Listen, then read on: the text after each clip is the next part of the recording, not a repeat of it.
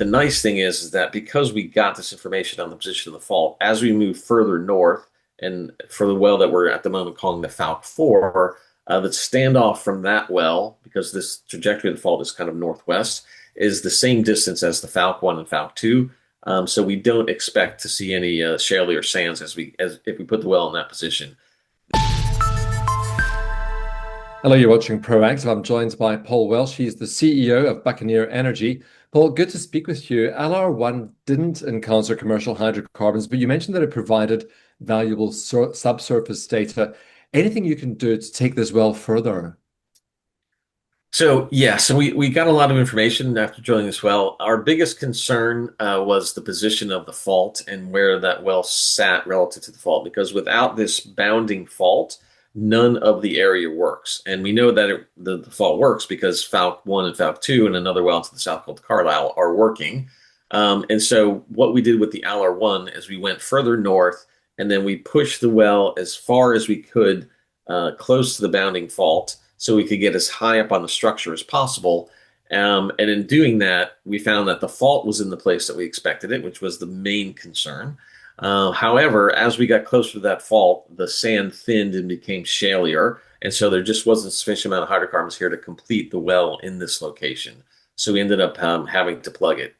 Now, what the nice thing is that because we got this information on the position of the fault, as we move further north, and for the well that we're at the moment calling the Falk 4, the standoff from that well, because this trajectory of the fault is kind of northwest, is the same distance as the Falk 1 and Falk 2. So we don't expect to see any shalier sands as if we put the well in that position.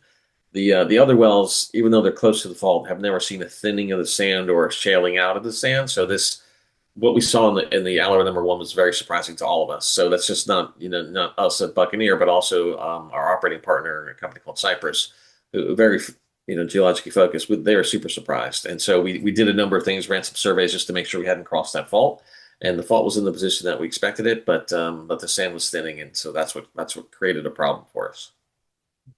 Paul, given the insights from LR1, what's your confidence level that Falk 4 will encounter a thicker, commercially viable sand section? And what would success there mean for production guidance?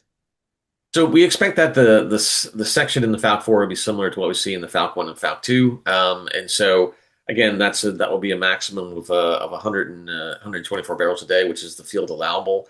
And the net to us would be 40 barrels a day. And at current prices, that's about $55,000 per month in net cash flow. So that's at $60 Brent.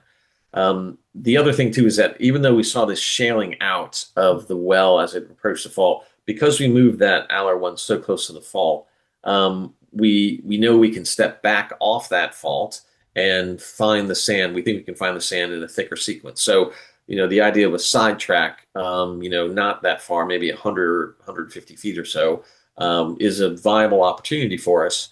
However, given the field rules that we have in this lease, we have to be 330 feet off the lease line. And for us to sidetrack any distance from the current location would require us to essentially break that rule and be within that 330-foot standoff. So we need the concurrence of our partner to the west, which is another oil company.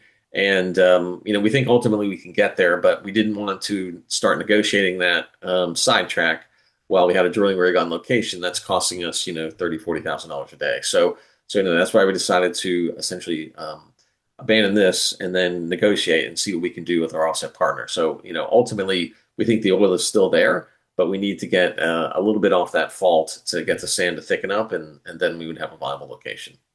Paul, while drilling continues, how are current production and revenue from the Pine Mills field supporting the company's operations? And are there any updates on optimizing value from existing wells? So as you know, I think we've done 2 workover programs. So almost any well that could be returned to production, we've returned to production now. We might have maintenance, have wells down. Like I think we told you in the spring, we had a bunch of flooding, and so that's all now been cleaned up. The production in the Falk wells continues. So we've been averaging around 100 barrels a day between the 2. What we intend to do, with this, LR1 and then potentially the Falk 4 is to put a gas gathering system in the area that will allow us to relieve the back pressure on these wells, and then we expect that we can increase production particularly in the Falc 2, from where we're producing at the moment of about 30 barrels a day up to about 60. So there is a larger plan here. We need to execute it. We started with the first step, which is a bit of a stutter step because of the Shalley sequence here.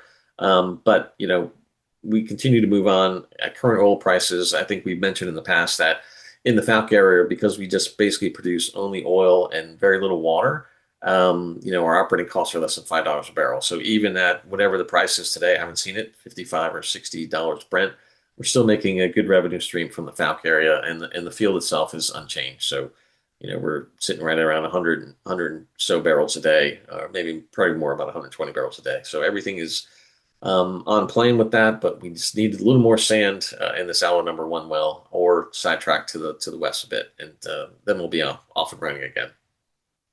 Well, I hope you'll continue to keep us updated with your progress. Thanks for taking the time today. I certainly will. I appreciate the time. Thank you, Stephen. Paul Welch, the CEO of Buccaneer Energy.